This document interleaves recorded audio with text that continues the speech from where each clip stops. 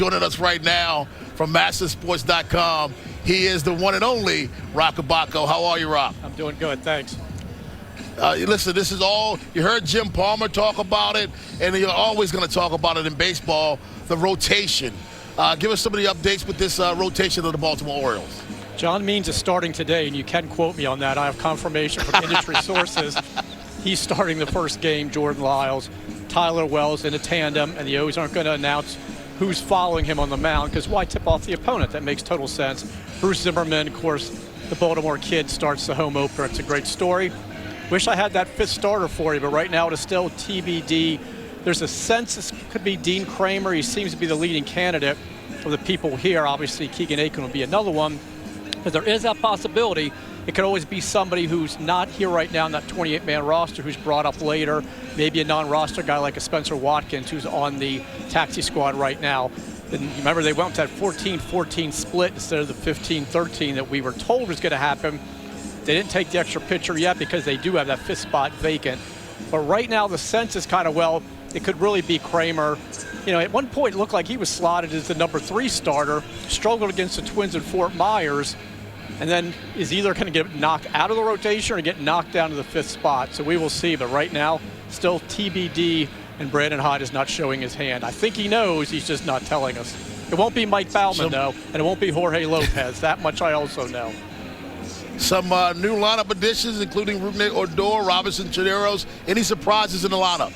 Not really. I was able to predict the 9 guys. I just didn't know the order after Cedric Mullins. And one of the Rays writers asked me if I could do a mock to help him for their opening day section. And I said, honestly, I can give you 9 guys. I know Cedric's leading off. And then it's just scrambled after that. I had a fairly good idea about the top 4, but I wasn't positive. I wasn't expecting Gutierrez to drop to 9th.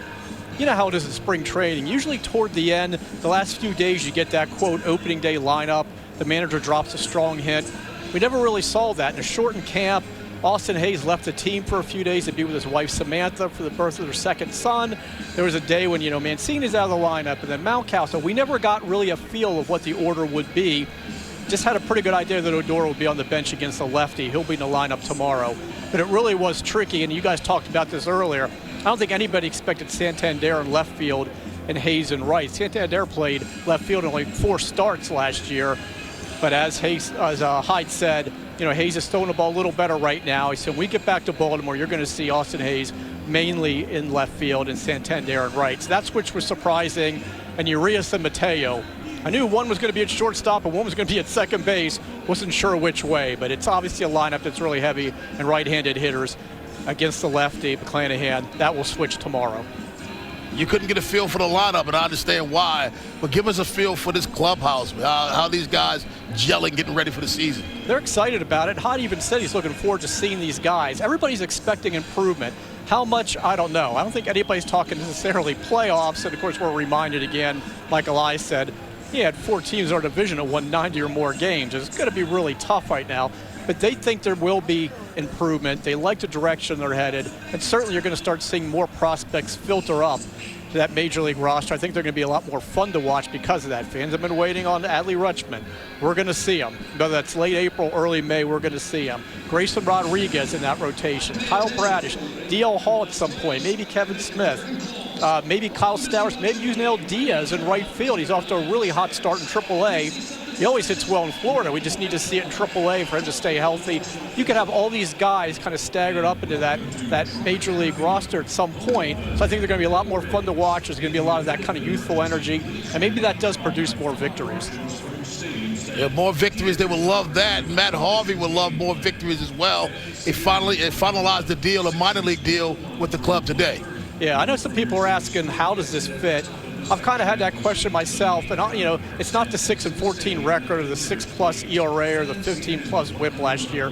He made 28 starts, and as Hyde has pointed out, really respected what he did in the clubhouse, kind of the leadership role he took on, the positive influence. He kept insisting on taking that ball every 5 days, even though that second half he was pitching with the sore knee, inflammation. He would not shut down until he absolutely had to in September. Was getting 0 defensive support, never complained. He had every right to. It was uncanny how poorly they played behind him. And obviously, as the losses were piling up, he really had nothing to pitch for, but he was a gamer and he wanted to stay in the rotation. They really respected that. It's going to be a while until we see him, if at all. Obviously, he hasn't been throwing. He's got to go down to Sarasota, build himself up, face hitters, get into games. We don't know if there's going to be a suspension for his testimony in that Eric Hay trial. ESPN speculated maybe 60 days, so it's going to be a while possibly, if at all. But I feel like the Orioles want to kind of reach out to him and show their appreciation for what he offered last year. I don't know how many other teams were in on him, but the Orioles certainly did like that influence. It's depth. Maybe they need that later in the summer. We'll see. Yeah, we'll see. Roch, thanks a lot. See you when you get home, man. Okay, man.